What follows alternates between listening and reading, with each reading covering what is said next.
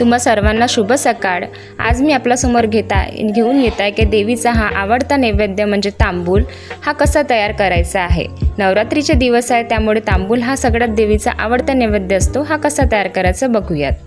त्यासाठी मी घेतलेली आहे 50 ते 60 विड्याची पाने।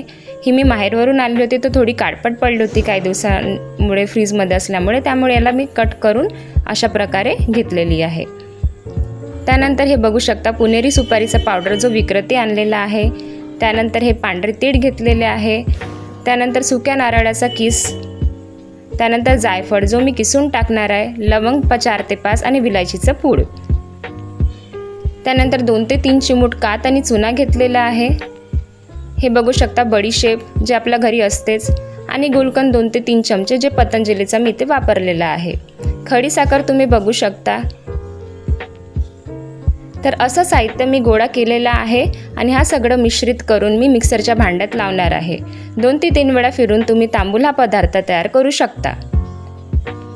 आता बघू शकता तुम्ही हा तांबूल कसा तयार झालेला आहे। हा पाचकसाठी सर्वात उत्तम असतो, जो तुम्ही रात्रीला जेवणानंतर घेऊ शकता आणि परत हा देवीचा नैवेद्य म्हणून तुम्ही वापरू शकता।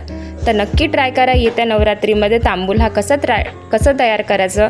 मी पण हा पहिली वेळच बनवलेला आणि अतिउत्तम चवीला झालेला आहे।